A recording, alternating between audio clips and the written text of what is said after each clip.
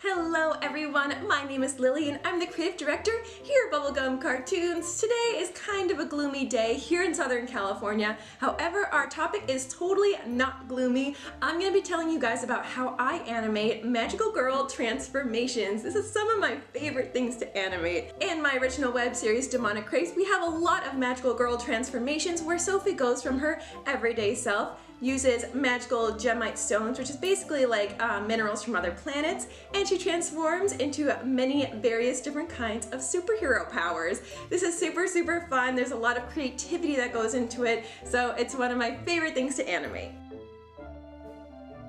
The first thing you want to do is create the magical girl outfit, the end product of what it's going to look like. I personally like to keep in mind what kind of power Sophie's going to have. So in this most recent promotional like little trailer thing that I'm doing, she gets cheesecake powers, which is totally weird and random, and it's more about how she has to use those powers in a creative way rather than just having one kill-all attack with like a magic rod or something. It's more about being resourceful.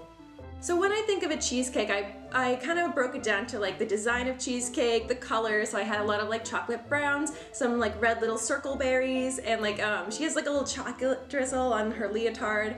And I made her skirt super fluffy, and since the skirt was super fluffy, I wanted to keep her hair very simple when I animate, so I just twirled it all up in a bun and stuck a strawberry in it.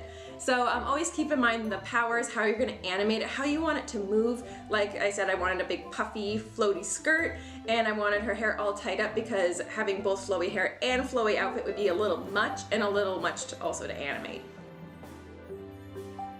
Next, you want to do backgrounds. Backgrounds are super fun.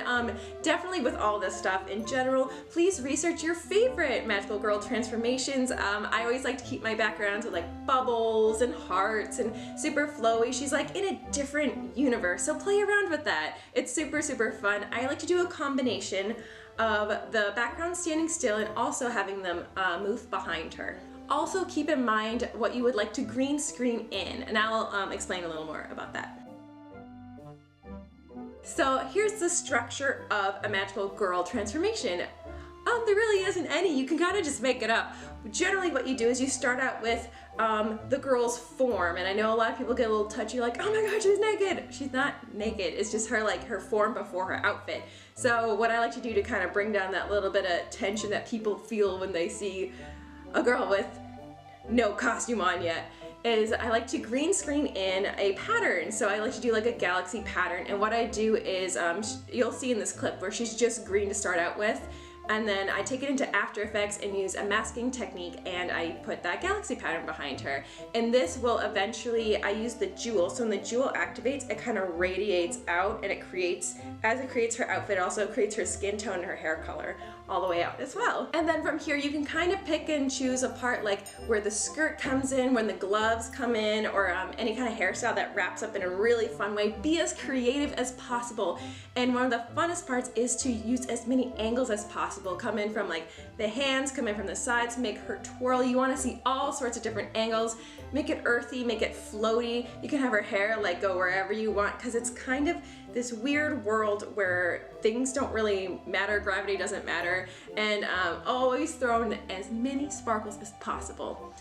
So I love this part because you can kind of improvise a lot. So I have a very basic, this is where I start, this is where I end. This is the green screen galaxy girl without her costume yet, and then here's the finished product.